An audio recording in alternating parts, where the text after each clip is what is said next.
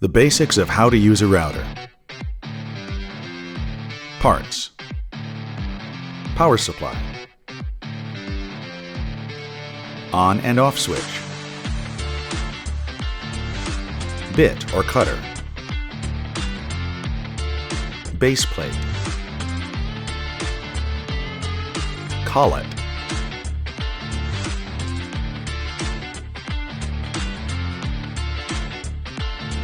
Bit block.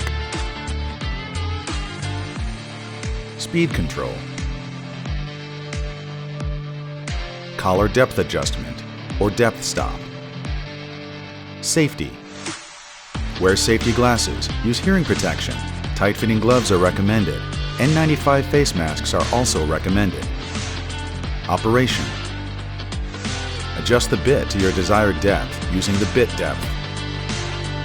Set the speed control to the dial. Start the tool before the bit makes contact with the material. Brace the material and cut slowly. Move counterclockwise around the outside of a shape and clockwise around the inside of a shape. How to change a bit. Disconnect the power before making any adjustments.